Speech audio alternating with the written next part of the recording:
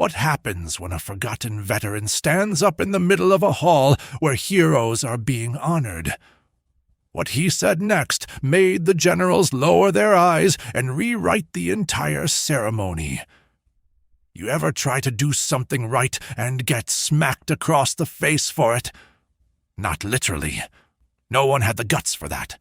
But make no mistake, the system can hit harder than a fist ever could. It was June 1940. Northern France smelled like burned oil, wet canvas, and fear. The Germans were sweeping through like they owned the place, and to be honest, with how we were running, maybe they did.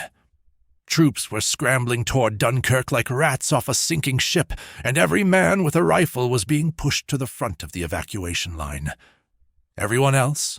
Paper pushers, medics, cooks, drivers, forget 'em. I was a major in the British Army.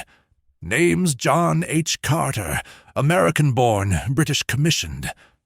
Yeah, I wore the Queen's uniform, but I carried Harlem in my bones.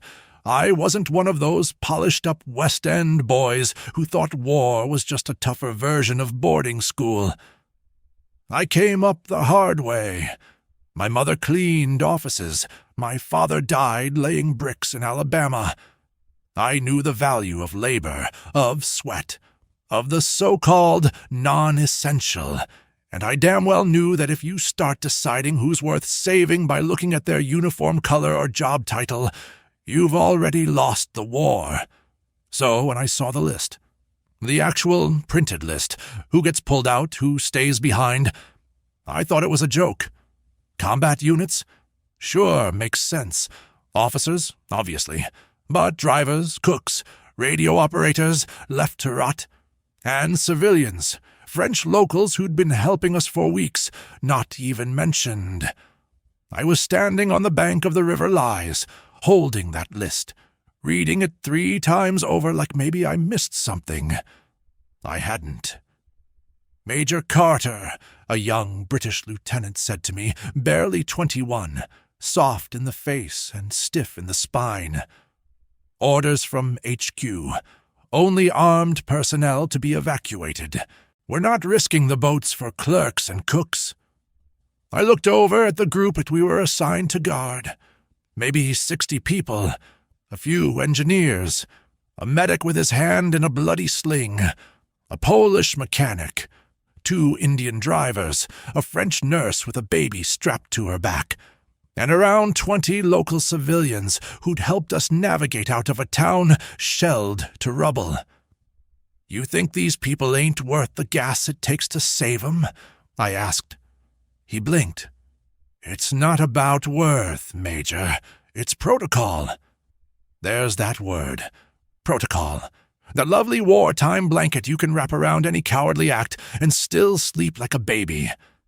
I folded the list and slid it into my coat. Get the trucks loaded. We're moving them to the docks. The boy didn't move. With respect, sir. That's a direct violation of command orders. Son, I said, I outrank you. And until I'm stripped of that rank, we're doing what's right, not what's safe. Loading those trucks felt like moving mountains with bare hands. We had 2 lorries and 1 beat-up ambulance. I ordered every able-bodied man to help. The drivers, the cooks, even the mechanic with a busted arm, no one hesitated. They didn't need speeches. They just saw the fire on the horizon and knew what would happen if we left anyone behind. We'd barely made it halfway down the road when a jeep pulled up behind us. Dust cloud, sharp braking, boots hitting dirt. Major Carter! I knew the voice before I turned. Captain Douglas M. Rothwell. The kind of officer who always smelled like aftershave and blamed failures on privates. Stiff as a shovel handle, born into money, and always 3 sentences behind common sense. "What the hell are you doing?" he barked. "Getting these people to the dock." "You're abandoning your post."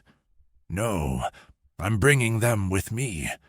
He stepped closer, his jaw clenched like he was chewing rocks. "That's disobedience." That's survival. For a second I saw the conflict in his eyes, the flicker of understanding. Then the curtain dropped. Back to the manual, back to the war-by-committee mindset. "You're done," he hissed. "You'll be stripped of your rank, court-martialed. You're finished in this army." I looked back at the people on the trucks, the medic holding his bleeding arm, the French nurse cradling a baby, the Polish mechanic nodding at me like I'd just passed his test. "If doing the right thing finishes me, then I don't belong in your damn army anyway," I said.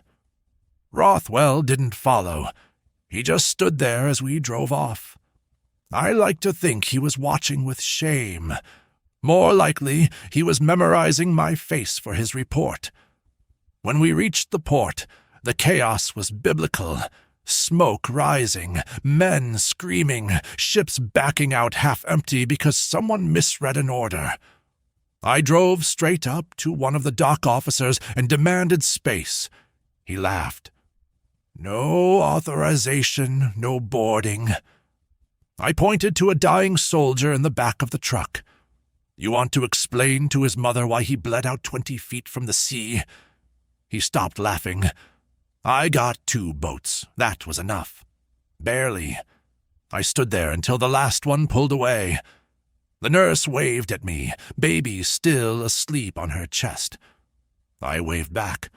Then I sat down on a crate, lit a cigarette with shaking hands, and waited for the consequences. What happened next changed everything. You don't want to miss how it unfolded, and how far the system would go just to crush one man's choice to do the right thing. They didn't drag me out in chains. Would have been too honest.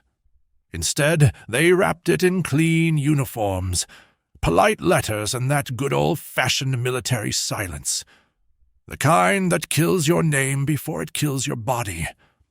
I spent 3 days in Calais under administrative hold.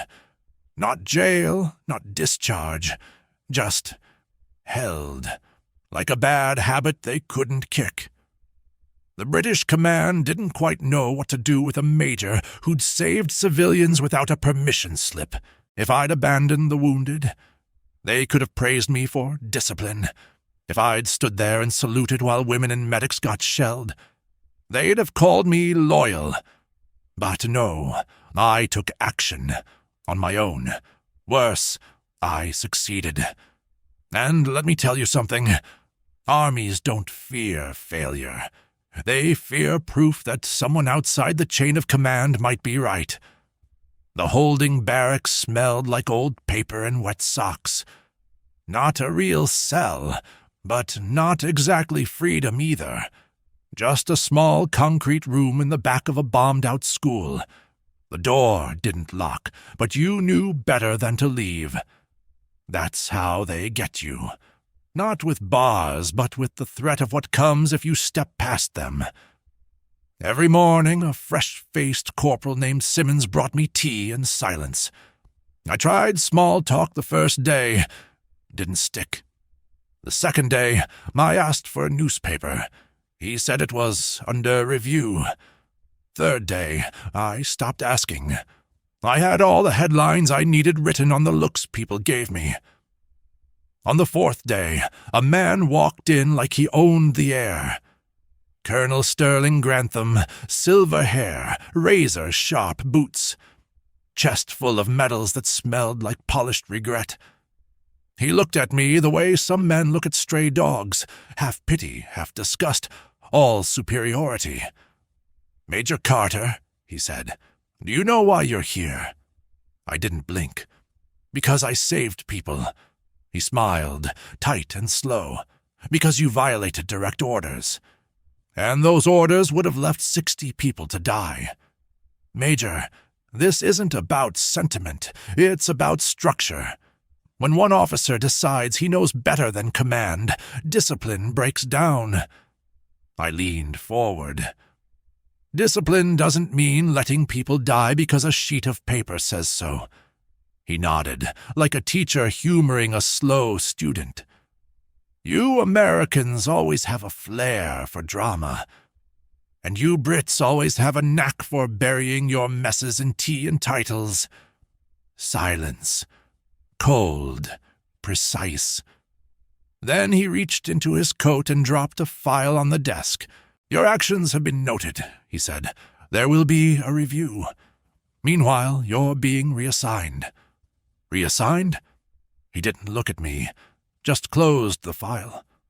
Effective immediately, you're being transferred to Logistics Command outside Dover, non-combat, paperwork, inventory, quiet duty.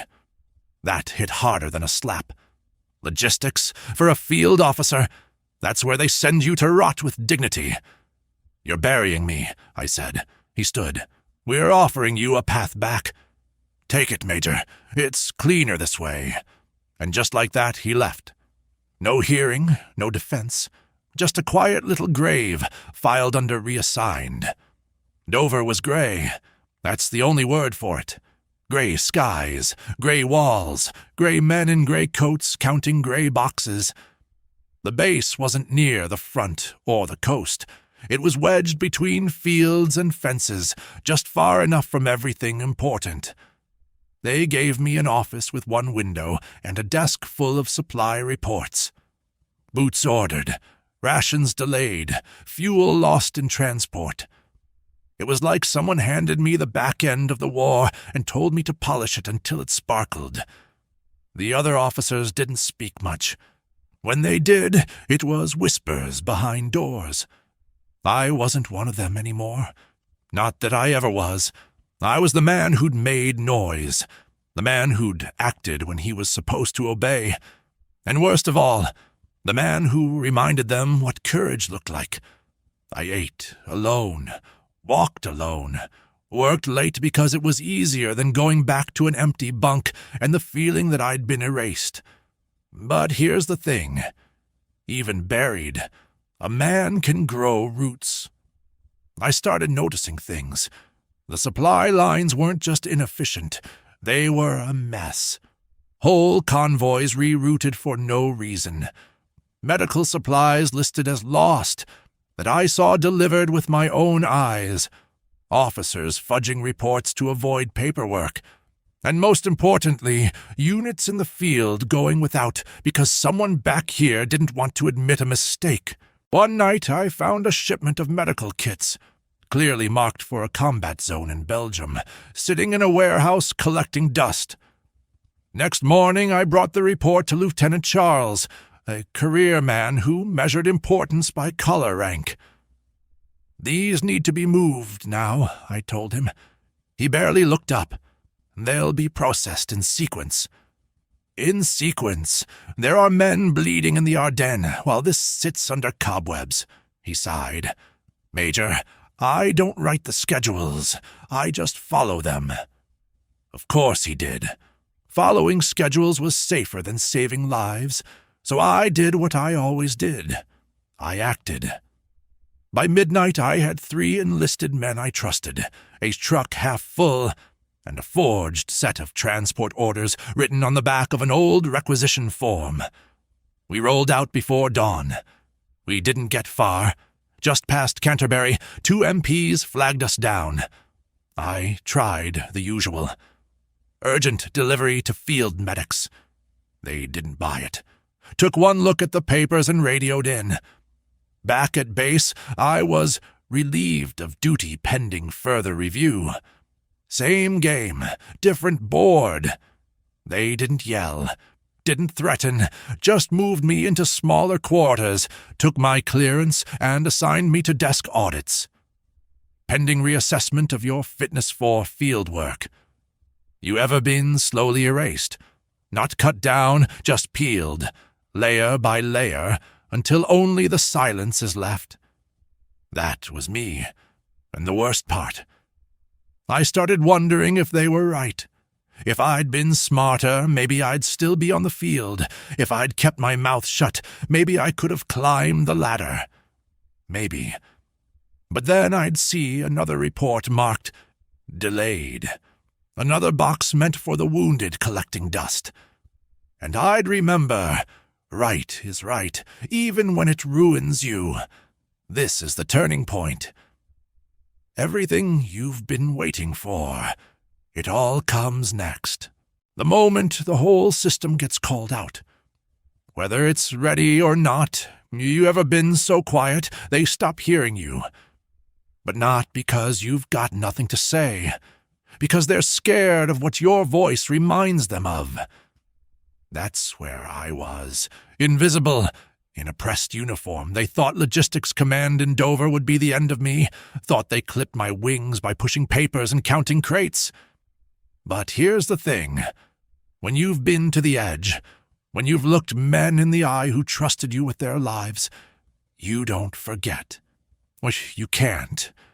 And when you see that same system still playing the same dirty games, only with different ink, it eats at you every day. The pressure didn't come all at once. It showed up in whispers, missed memos, strange looks. Little things that built a wall, brick by silent brick. At first, I didn't fight it. I did my job. I showed up, followed orders. Until one morning I saw a name I knew. Private Elijah Douglas. He was a young driver I met during the evacuation from Calais. Barely 23. Sharp, fast hands, quicker brain. One of the few who'd volunteered to go back under fire and pull wounded off the road. We got separated that night, but I remembered him. Remembered how he looked at chaos without blinking. His name showed up on a report marked Pending Court Inquiry. No details, just his name and a note. Refused command directive. That hit deep. I walked the report straight to my superior officer, Major Kellerman, a slow-talking man who measured time by the thickness of his tea and the length of his silences. "Kellerman," I said, "what's this about Douglas?" He didn't even look up. "Not your concern. It is now." He set his pen down like I'd insulted his handwriting. He disobeyed a relocation order, took the wrong convoy route. Command's calling it insubordination. And where did the wrong route lead? To an outpost under fire. And, Kellerman blinked, he delivered supplies, alone. Got 2 men out alive. I leaned in. So what you're saying is, he saved lives, but didn't do it by the book. It's about process, Carter. No, it's about cowardice hiding behind paperwork. He didn't respond, just returned to his pen. That evening, I requested permission to speak on Douglas's behalf at the inquiry. The request was under review. I followed up the next day. Still under review. By day 5, I stopped asking. Instead, I wrote a detailed report. Facts, timelines, signed affidavits. I attached it to every communication line I could find. Army mail, civilian channels, even a discreet copy to the London Courier's military desk, via a journalist I knew from back in Tunis. By week's end, I got my answer, just not the one I wanted. They transferred me again. Quiet, no ceremony, no notice, just a folded letter on my desk. Effective immediately, reallocation to Internal Oversight Committee, Belfast Depot. Let me translate that for you. Storage duty in the middle of nowhere. They didn't punish me outright. They just put me in a place where I couldn't speak loud enough to be heard. But sometimes being pushed to the side gives you a better view of what's behind the curtain. Belfast Depot looked more like a scrapyard than a military facility. Rusted trucks, leaky roofs, files stacked like bricks in damp corners. I was the only officer on site. Everyone else was enlisted, tired, and fed up. And that's when I realized this wasn't exile.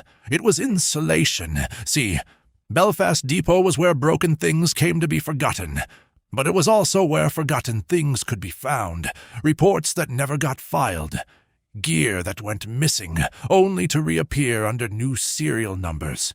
Entire supply routes rewritten on the fly just to clean up someone else's mess. I started digging, not out of revenge, out of instinct. And what I found made everything before look like theater. Shipments rerouted from field hospitals to private stockpiles, high-ranking officers requisitioning luxury goods for morale, whole units marked as relocated when they'd actually been wiped out weeks earlier, because nobody wanted to be the one to report a failure. And there, right in the middle of it all, were the names of men I'd served with. Some discharged, some disgraced. A few quietly disappeared from all records. One of them was Sergeant Nolan Price. Now, Nolan wasn't a saint, but he was brave. We'd served together on the Tunis front. He saved my neck more than once. I remembered hearing he was removed for insubordination, but that never sat right. His file? Buried under 6 layers of review. When I finally opened it, I found a memo, unsigned, accusing him of theft. No investigation, no hearing, just stripped of rank and posted to a labor detail in Wales. 2 weeks later, unfit for service, discharged, no benefits. The next day, I got on a train to Wales. Finding Nolan wasn't easy.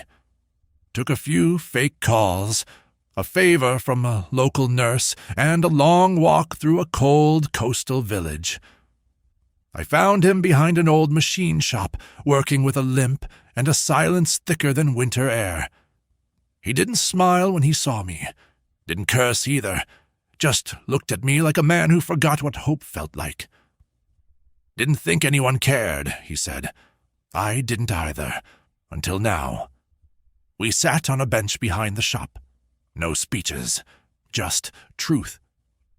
He told me what happened, how he'd caught a captain skimming rations, confronted him, and got labeled unstable, how his appeal vanished, how his letters home stopped getting replies. I promised him I'd do something, not revenge, not noise, just truth. Back in Belfast, I compiled every name I could verify. Dozens. Men discredited not for crimes, but for seeing too much, speaking too soon, or disobeying just enough to embarrass the brass. I packaged it all into one thick, ugly file. I didn't sign it with rank. I signed it with my name, and I mailed it to 3 places: the Ministry of Defense, the War Ethics Committee, and the London Courier. I didn't know what would come of it.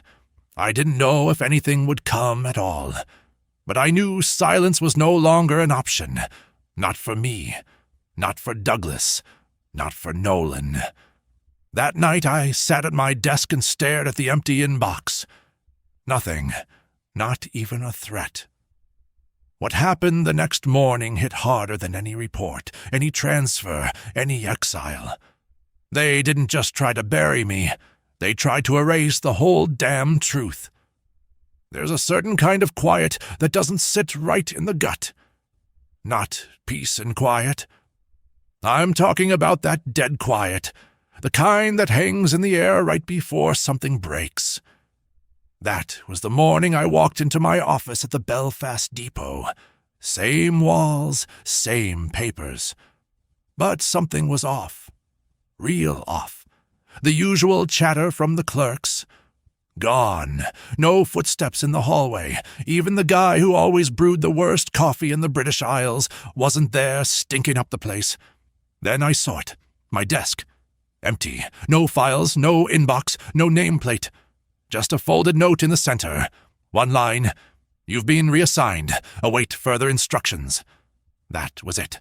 No signature. No seal. Not even a rank. I didn't move. Just stood there a second, like maybe if I blinked hard enough, it would all go back to how it was. But this wasn't confusion. It was erasure. They weren't answering me. They weren't threatening me. They were pretending I didn't exist. I walked to the logistics floor. Doors locked. Lights out. The whole department gone. Vanished overnight. No notice, no boxes, like someone hit delete on a typewriter. Then I checked the mailroom. That's where I found Danny, Private Daniel McBride. Quiet, Irish kid, good with numbers, bad with secrets. The kind who blushes when you ask what time it is. He was stuffing papers into a burn bag, hands shaking. Didn't see me walk in. "Where's the team, Danny?" I asked. He froze like a busted motor. I'm not supposed to say." "Good," I said. "That makes two of us." He looked like he'd swallowed a nail. Then, slowly, he turned and whispered. "They transferred them. Everyone from the Carter list. Quietly. Some discharged, some reassigned. A few." He stopped, then shook his head. "I don't know where they went." I stepped closer. "You saw the orders?" He nodded. "They're not signed, just stamped." I knew that trick. No signature means no accountability. A stamp's just a ghost behind a desk. Then he pulled something from under his coat, a folded memo, half burned. I wasn't supposed to keep this. I opened it. It was a communication log, a reply to the packet I'd mailed. Marked confidential, blacked out lines everywhere. But one sentence stood out. "All dissemination must be contained before press involvement. Carter has contacts." So there it was. I wasn't crazy. They knew I sent the file, knew it got attention. They were closing doors before light got through. That same day, I was moved again. Not told, just moved. A driver showed up outside the depot with orders to take me back to command. No destination, no briefing, just a car and silence. The driver didn't speak, didn't make eye contact, just kept his hands tight on the wheel like I might explode if he blinked. We rode for hours, through open countryside, narrow back roads, until we stopped at a gated facility outside Birmingham. Looked like a hospital, or maybe a school that forgot it had students. Inside, it was too clean. Polished floors, whispering staff, doors that clicked a second too loud, and guards, not soldiers, guards, posted at the end of each hallway. They took my coat, my papers, even my wristwatch. Temporary protocol, they said. I wasn't arrested, I wasn't detained. I was processed. They called it psychological evaluation. Said it was routine for officers showing signs of field fatigue. Translation: I'd made noise. Now they needed to say I was unstable. That way, anything I said afterward, any file, any testimony, could be brushed off with one line. Carter. Oh, he had a breakdown. The man they sent in to evaluate me wore a gray suit and a gentle smile. Said his name was Dr. Ellis. Had a voice like warm milk. He asked me about my childhood, my dreams, whether I believed in ghosts. I told him the only ghosts I believe in wear medals they didn't earn. He chuckled, wrote something down, and asked me about authority issues. That's when I leaned forward. You want the truth? I said. He looked up, eyebrows raised. I followed orders when they made sense. I questioned them when they didn't. That's not an issue. That's survival. He nodded slowly. And what about your feeling of persecution? I'm not paranoid. I'm informed. Another note on his pad. They kept me 3 days. No clocks, no windows, just a light that never dimmed and meals that always tasted the same. Each day, another session, always polite, always probing, trying to find that crack they could pour silence into. On the 4th morning, I woke up and found my door open. No escort, no explanation, just a fresh uniform on the bed and a file with my name on it. Inside, new orders. Assignment to a public liaison post near London, ceremony work, speeches, smiles for the cameras. They weren't fighting me anymore. They were folding me. Wrap him in medals, give him a podium, and make him say nothing loud enough to fill a room. But they miscalculated, because while they were reshuffling, the story leaked. Not from me, from the courier. That journalist I'd tipped off.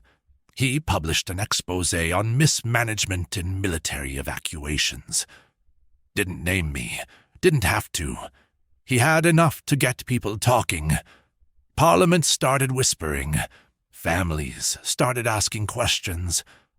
One by one, the names I'd listed started crawling back out of the fog.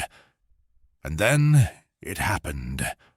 An invitation, not an order, an invitation to speak before a subcommittee investigating wartime logistics failures. No script, no gag order, no handlers, just me, a microphone, and everything they tried to bury. What came next wasn't just about me. It was about every man who'd been silenced, every file that went missing, every order that valued process over people. The funny thing about truth? It doesn't knock. It kicks the door in when it's good and ready, whether you're prepared to stand up or not. They put me in a clean suit, pressed it so sharp you could slice bacon on the creases.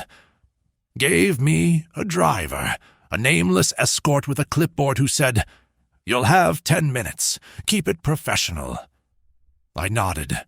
Not because I agreed, but because I'd already decided they weren't getting a polished speech. They were getting the whole storm, one truth at a time. The subcommittee hearing was held in a brick building off a quiet street in Westminster, not the main chambers. Too public. This was their version of damage control in a polite suit. 3 MPs, 2 generals, a naval attaché with a frown carved into his face like someone owed him money. I walked in, and the first thing I noticed, no one smiled, not even the polite kind. They looked at me the way a man looks at a broken compass, useful once, but now just a reminder something went wrong. They had my nameplate ready. Major John H. Carter. Except by then, I wasn't technically a major anymore. My reassignment made sure of that. But I let it sit there anyway. Let them choke on the reminder that rank don't mean silence. A woman with a notepad cleared her throat. "You'll speak under oath." "This isn't a trial, Major. We're just seeking clarity." I smiled. "Then let me be clear." I started slow, gave them dates, locations, supply codes.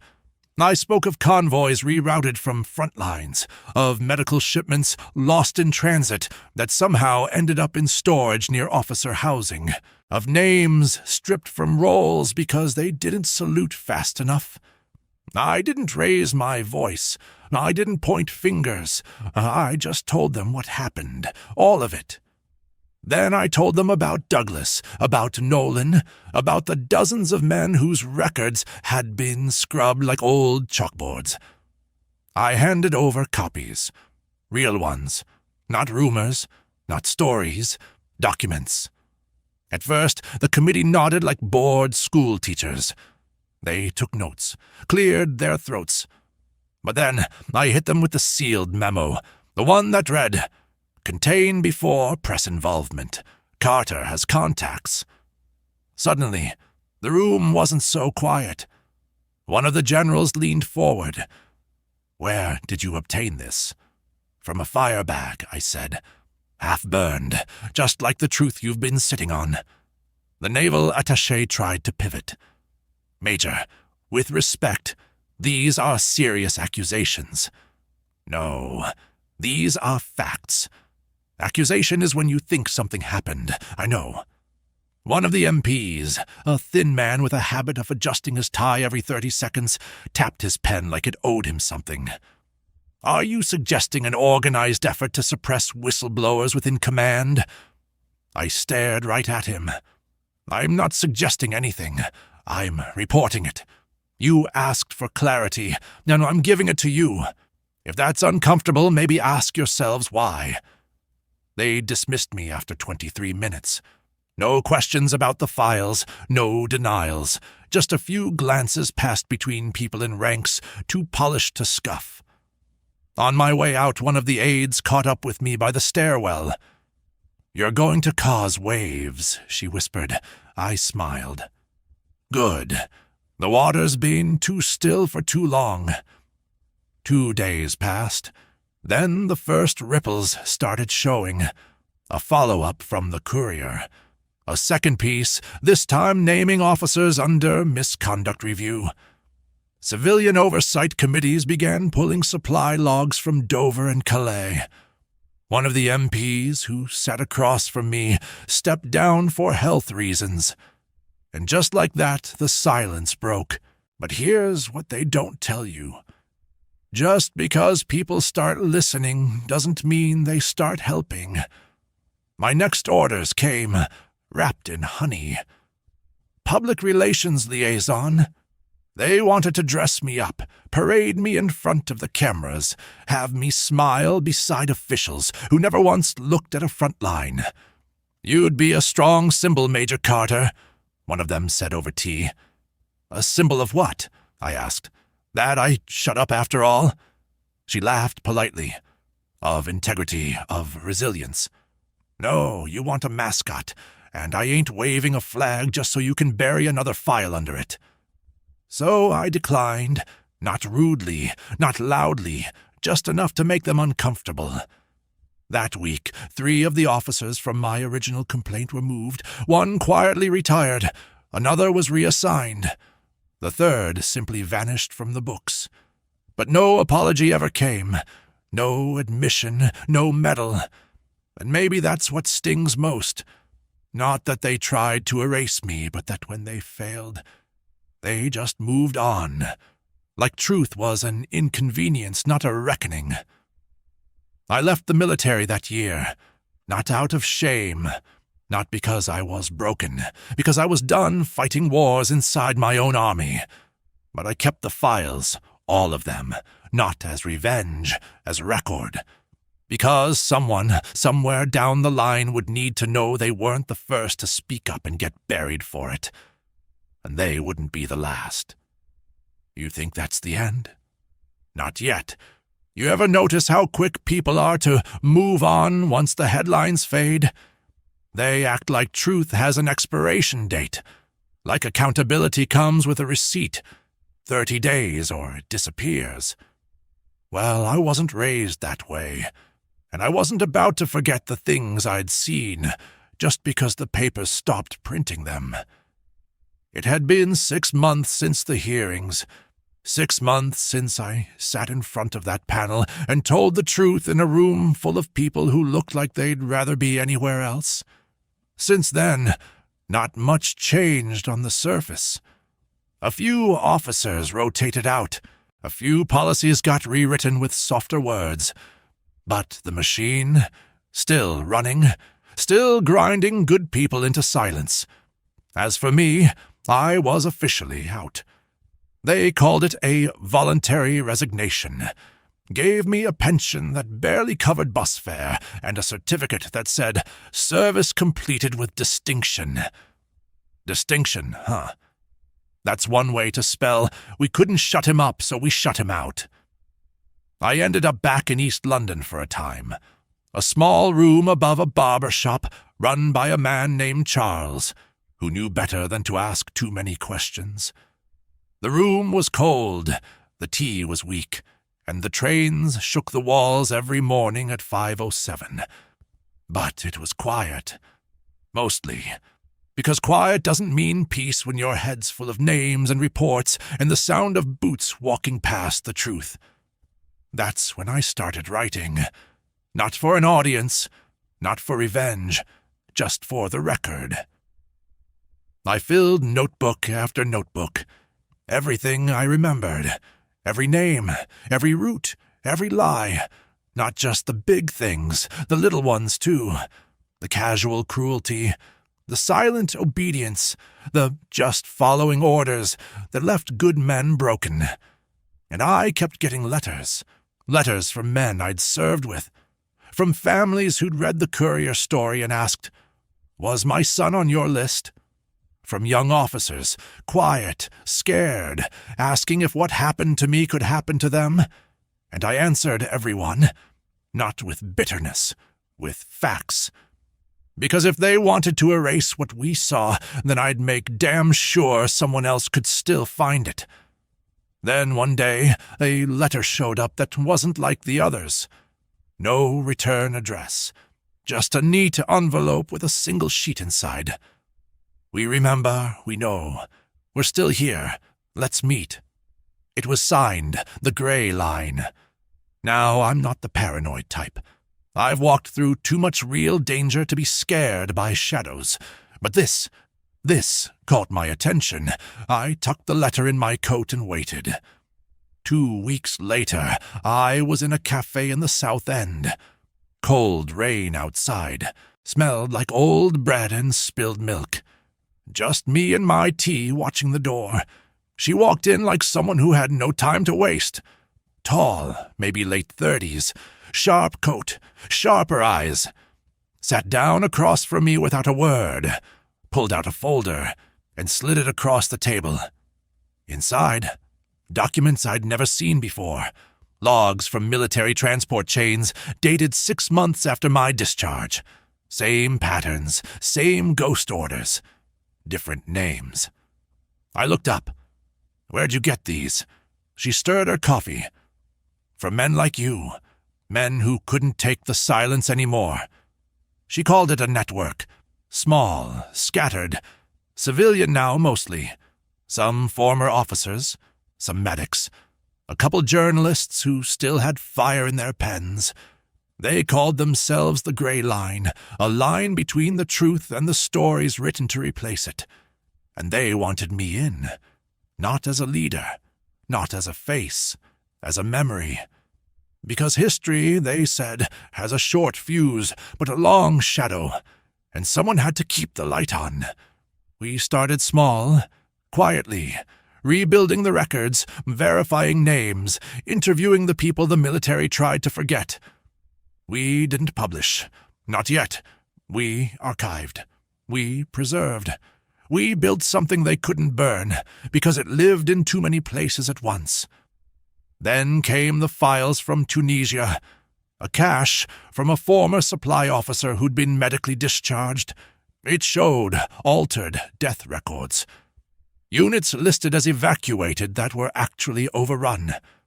Soldiers left behind, then written out of history so no one would answer for the mistake. That was the line for me. I called in a favor from an old friend in the BBC, someone who owed me a bottle and a headline. He agreed to run a story. Nothing too loud, just enough to crack the surface. The broadcast aired on a Thursday night. Quiet time, no fanfare. But by Friday we had over 200 letters. By Monday, Parliament was asking questions again. And just like that, the silence cracked. The ministry responded with the usual shuffle, independent inquiries. Further review. Not reflective of our values. But this time, people weren't buying it. Because the names were out, because the families remembered. Because the truth didn't just speak, it testified. They tried to pull me in again, offered me a consultant position, said they wanted to build bridges. I told them I'd already built one. It just didn't go where they wanted. So what was Chapter 6? It wasn't a battle. It was a blueprint of how you take the truth they tried to bury and plant it deep enough that it grows in places they can't reach. Of how you stop waiting for the system to fix itself and start building something better outside it. Of how a man who got pushed out the door became the doorman for everyone else who followed. You think this was the end? No. Chapter 7 is where it gets dangerous, because when truth spreads, the system doesn't just push, it fights back. They always say you'll know when the system starts to notice you, but they never tell you how it feels when it stops pretending to be polite. It started with a phone call I didn't pick up, then a letter without a sender, then the visitors, 2 men in identical coats, showing up outside the cafe I never told anyone I went to. They didn't talk, just sat, ordered tea, watched. By that point, the gray line had grown, not loud, just wide. Small circles passing real stories like folded napkins. No leaks, no headlines, just facts. Verified, quiet, dangerous in the way the truth is always dangerous when it refuses to stay buried. We'd just released our 3rd archive, a digital timeline of abandoned medical supply routes from 1941 to 1943. We didn't accuse anyone, just posted the logs. Let the public connect the dots. Turns out they connected them fast, especially a mother from Kent. Her son had died waiting for morphine that, according to our data, had been sitting on a dock 2 towns over. She wrote a letter. Then a journalist picked it up. Then the BBC knocked again. Then Parliament, again, called for review. But this time the gloves came off. First it was procedural discrepancies. Then questions about source integrity. Then an article dropped in a military trade paper. Nothing mainstream, just loud enough to reach the right ears. Former officer behind Grey Line Network, linked to misinformation and unverified testimonies. No byline, no quotes, no facts. But enough weight to start freezing doors. 3 of our archivists got sudden visits from ministry auditors, friendly at first. Just clarifying some records. Next thing we knew, one of our servers went down for scheduled maintenance. Then came the noise. Someone published a doctored audio clip. Sounded like me, making claims I never said. They clipped lines, spliced them together, made it sound like I was spinning fiction, that I wanted to tear down the military, that I regretted nothing, which, to be fair, was half true. I didn't regret the truth, but I sure as hell didn't say it like that. We regrouped, met in a bookstore basement 2 streets from Paddington. Smelled like old paper and damp courage. The Grey Line core team, 6 of us. I laid it out clean. They're not going to debate us. They're going to discredit us. Sarah, the same woman who gave me the first file, leaned forward. So we go quiet? I shook my head. We go cleaner. We go harder. We stay loud but smart. We split responsibilities, double-checked everything, moved our archives to multiple mirrors. We even printed hard copies, real ones bound and boxed, shipped to 10 libraries across the country under anonymous donation. If they wanted to shut us up, they'd have to do it 10 times in 10 cities. And then, like clockwork, they came for me directly. It wasn't dramatic, wasn't even official. I got a call from a man who called himself Harper. No title, no agency. Just the kind of voice that's used to people listening. Said he wanted to meet, to help clarify what's happening. I agreed, at a diner, public, in daylight. No surprises. He wore a gray coat, clean shoes, the kind of face you forget after 10 minutes. We sat in a booth. He ordered tea, never touched it. Then he said it. You've made quite the impact, Major. I'm retired, he smiled. That's never really true, especially when your actions reflect on others who still wear the uniform. I let the silence sit. Then he leaned in. Let it go. Simple, cold, like it was weather. You've done your part, he said. You've been heard. There's no need to push further. And what happens if I do? He smiled again. Same temperature. You're a man of history. You know what happens to those who confuse remembrance with rebellion. He slid a small envelope across the table. Inside, a photograph of me outside my flat. And another, my sister in Detroit, walking home from church. That was enough.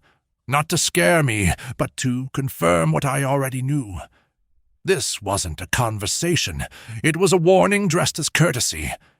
That night, I didn't sleep. I thought of all the times people said, "It's over."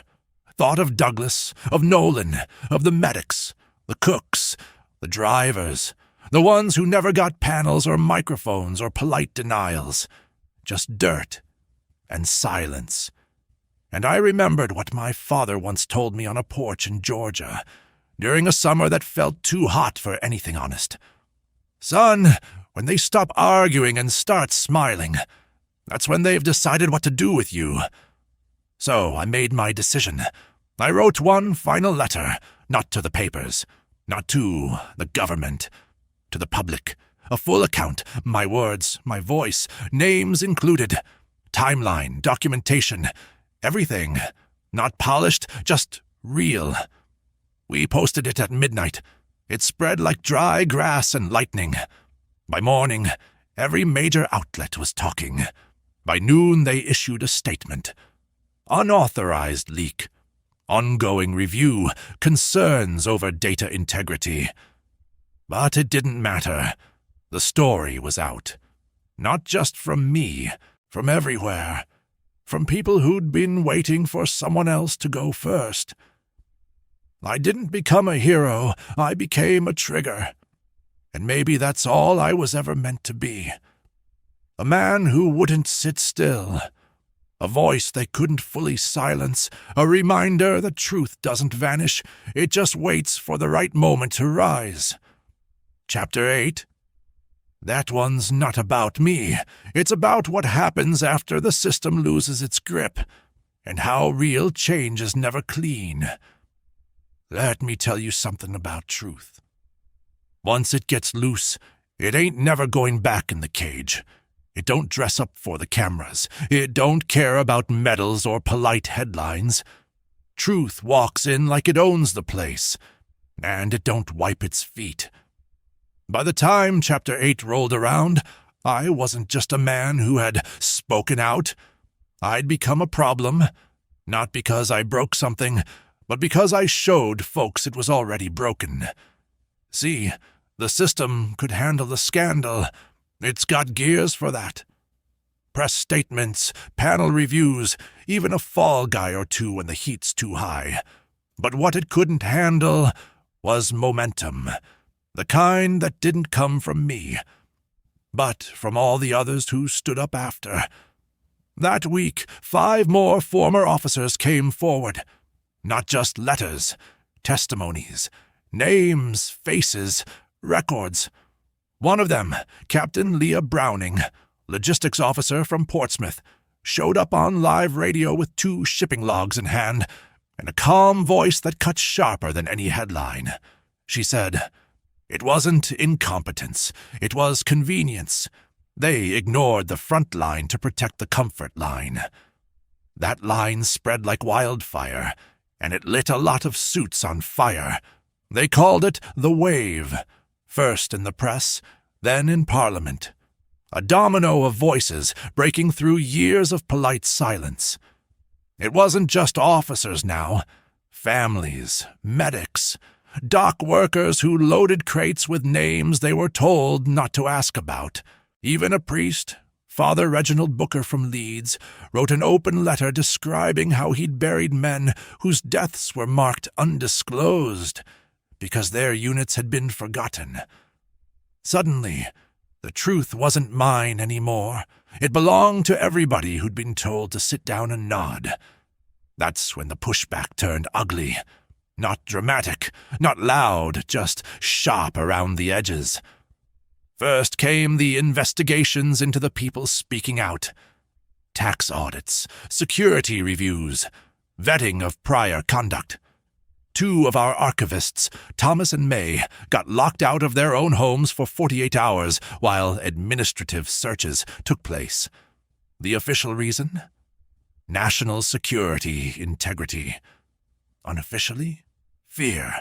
Because when truth grows legs, power starts losing sleep. Then came the pressure on the media. Stories got pulled at the last second, interviews canceled due to scheduling conflicts. One editor, who'd printed an op-ed about supply chain failures in Tunisia, was relocated to the gardening desk. And then they came for me, again, but this time not with warnings. This time they sent offers, 3 in 1 week, a book deal, a seat on a reform panel, a consultancy position with the ministry's new Ethics Oversight Task Force, each wrapped in careful language, each promising that real change requires working from the inside. I turned them all down, because I've been on the inside, and I've seen how that room's built. No windows, just mirrors. Instead, we launched the Open Record Project. Simple idea, big punch. We published every verified testimony document and archive in one place, free, searchable, and mirrored across multiple countries. No ads, no filters, just facts. It took a week before someone tried to take it down. Cyber attacks, smear blogs, even a claim that we were compromised by foreign influences. But truth? It don't blink, and neither did the public. Retired sergeants wrote in. Students used the archives for research. Grandchildren of buried soldiers started tracing family histories. We weren't loud. We were persistent. Then came the moment I knew the system was cracking for good. A sitting MP, middle-aged, safe, the kind of man who speaks in 4-sentence paragraphs, stood up during a parliamentary session and said, "We need to stop punishing those who told the truth before we were ready to hear it." He didn't name me. Didn't have to. That one line said it all. And just like that, policy drafts started surfacing. Quiet, bureaucratic little things. Recommendations, reforms, reviews. But this time they didn't come from defense offices. They came from public demand. So what was the conflict in Chapter 8? Simple. It wasn't between me and the system anymore. It was between all of us and the idea that the truth had a proper place and time. That change had to wear a tie and knock politely. That the past should be rewritten to keep the present from feeling awkward. I stood in the middle of all that noise and realized I didn't win. We didn't win. But we made sure they stopped pretending they didn't hear us. And in a world built on silence, that is a revolution. Chapter 9.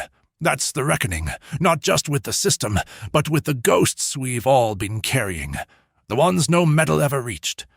You ready for that? It's not neat, but it's necessary. I remember the first time someone called me a hero. It wasn't during the war, wasn't after the hearings. It was at a small community hall in Birmingham. Some local history group invited me to speak. Nothing big.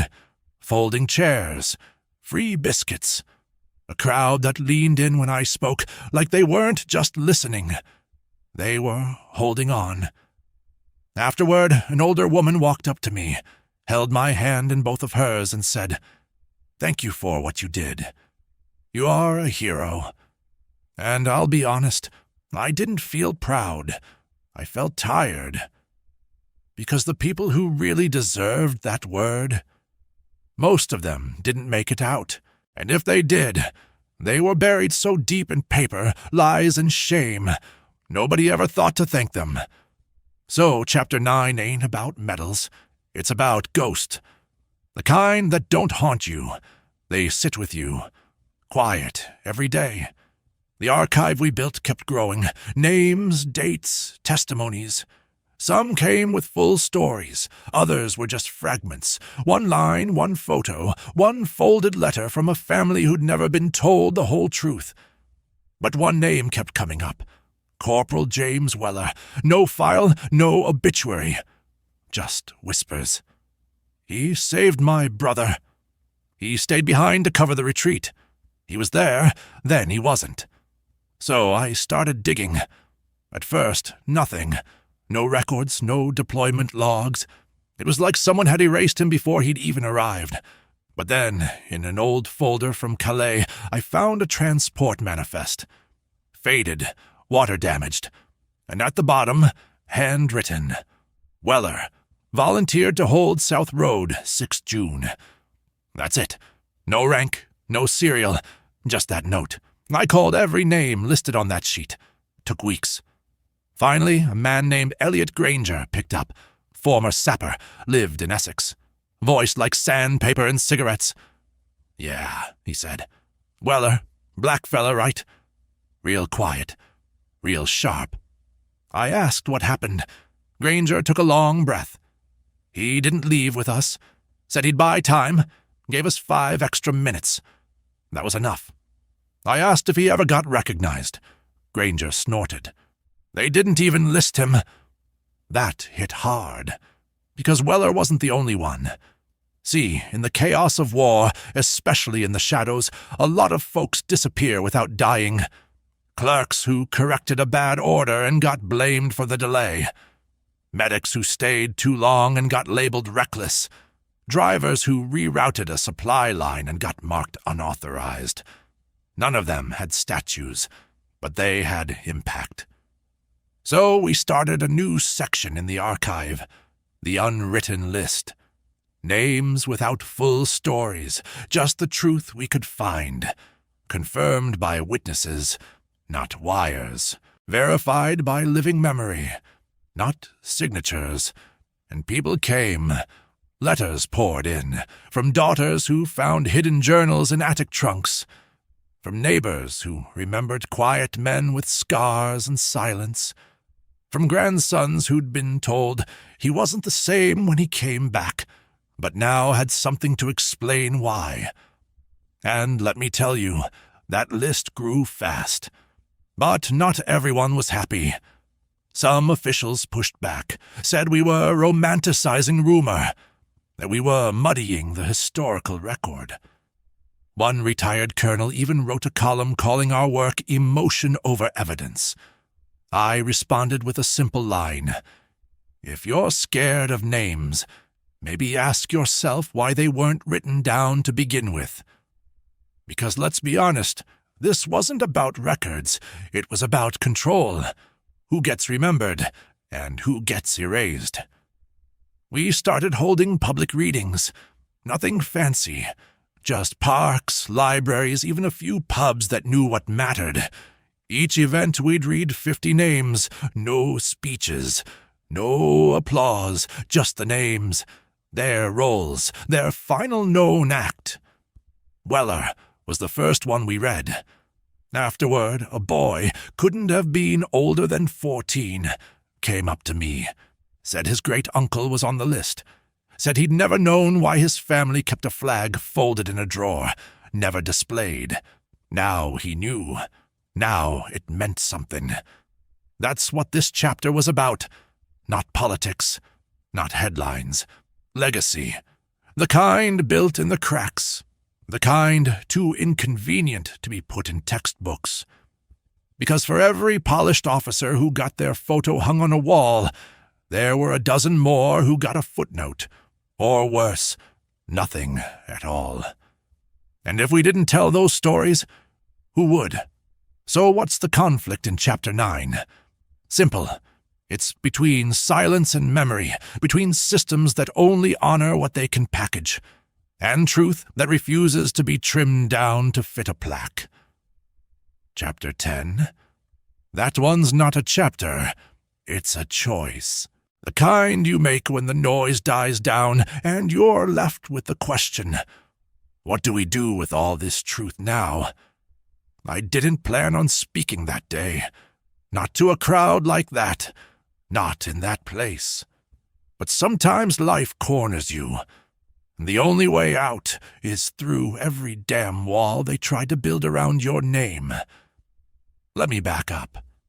It was some military commemoration thing, packed with brass, ribbons, journalists, and that thick scent of politics in the air.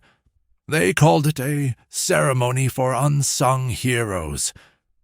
I wasn't sure if they meant to honor us or quiet us once and for all. I sat in the third row. Didn't wear my old uniform, hadn't in decades, but folks still glanced over like they knew, or maybe just felt it, like something about me didn't quite sit easy in their lineup of safe, smiling photo ops. Then a speaker, some general I'd never met, got up and started reading names. Old names, polished ones, approved ones, and none of them sounded like mine. I looked around, a row of cameras, dozens of clapping hands. But in the back, near the exits, I spotted 2 young kids in oversized jackets. Black boys, probably dragged there by a teacher who figured this counted as Black history. They looked half asleep. But I caught one of them mouthing a name from the program. It wasn't the general's name. It was mine. That's when it hit me. This chapter, this moment, it wasn't for me. It was for them. The ones coming up behind me. The ones who might never know the weight of what we carried if we didn't say it out loud. So when the general wrapped up and asked for any reflections from veterans, I stood up. Not slowly, not humbly. I stood, and that room got quiet. I wasn't supposed to make it back, I said. No mic, just voice. I wasn't supposed to make it through the war, through the hearings, through the silence they buried us in afterward. I looked at the front row, at the men in dress blues, ribbons gleaming. Some of you don't know my name, but you know my file. You stamped it. A couple stiffened. Good. You call this a ceremony for unsung heroes? Then sing them right. And I listed names, not the safe ones, the real ones. Sergeant Miles, who shielded 3 medics with his body, then got told he was disobedient for not returning fire. Private Ellis, who ran comms under fire, but whose promotion paperwork got lost twice because there was no precedent. Lieutenant Harlan, who coordinated an unauthorized evac that saved 42 civilians, and got court-martialed for breaking chain of command. Name after name, not all of them Black, but all of them buried. Then I told them this. You don't get to pat yourselves on the back for honoring us while still denying us in your records, in your textbooks, in your walls of fame. Legacy isn't something you assign, it's something you answer for. One of the boys in the back stood up. Didn't say a word, just stood, right there with me. Then the other one followed, and I swear to you, in that quiet, stuffy room full of medals and careful PR, that silence turned into the loudest thing I'd ever heard. Later that day, an aide handed me a plaque. Said it was for courage in the face of systemic oversight. I gave it back, told him courage isn't a souvenir, it's what you show when nobody's clapping. So what's the conflict in Chapter 10? It's truth versus tradition. It's the fight between what happened and what they're comfortable remembering. It's me, standing in a room they built to forget people like me, and refusing to sit back down. I left that ceremony through the side exit. No interviews. No slow walks past waving flags. Outside, one of those boys caught up to me. He didn't ask for a selfie. He just said, "My teacher said we didn't have stories like that, but you just proved her wrong." And I laughed. "Kid," I said, "we don't need permission to be remembered. Because the last chapter, it's not the end. It's a beginning. And no one's gonna write it for us. We've got the pen now,